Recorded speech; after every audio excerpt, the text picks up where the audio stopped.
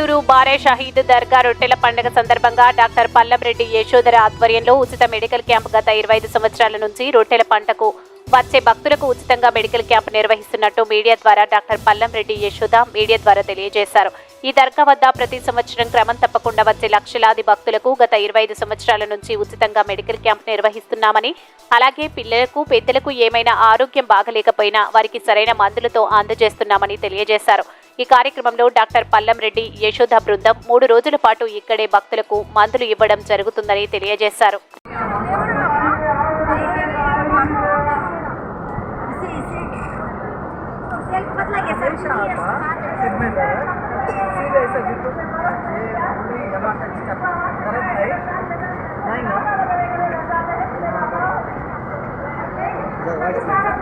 అంతే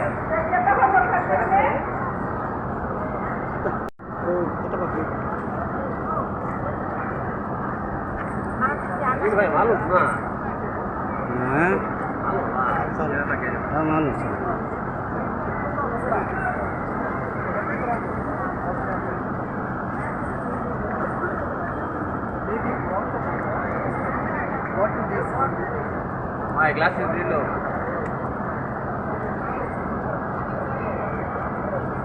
हाँ बोल माता चल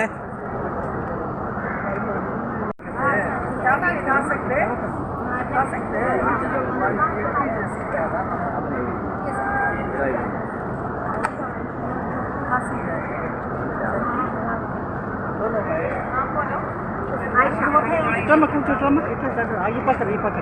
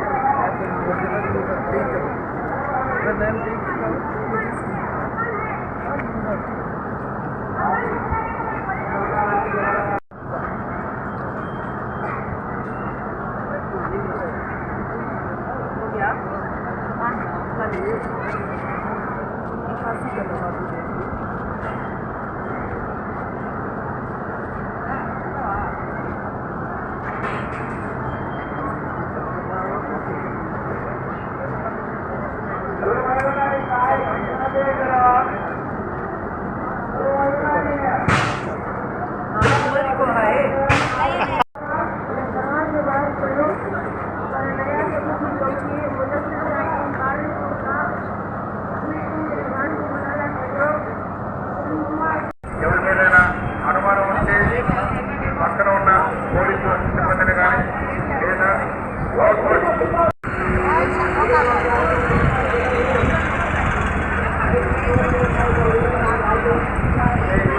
రామనపల్లి ప్రభుత్వం అవినాష్ పోలీసు రావడం జగదమ్మ ఎదుర్కొంటున్నారు. రామనపల్లి ప్రభుత్వం అవినాష్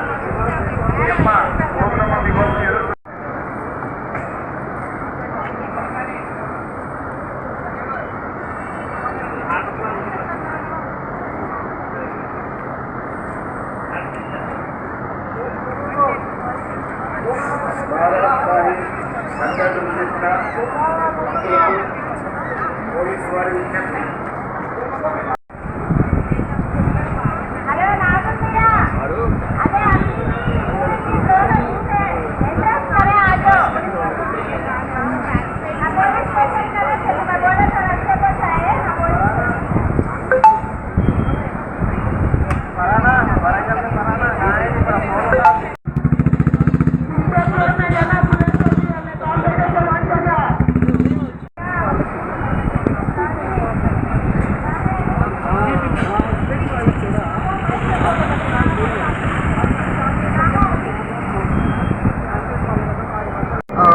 గంధం ఇవాళ మనకు జరుగుతుంది.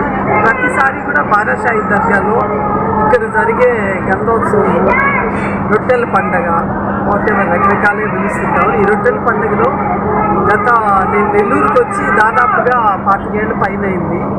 సో ప్రతి సంవత్సరం నెల్లూరుకి వచ్చిన నెక్స్ట్ ఇయర్ నుంచి నేను మొదలుపెట్టాను.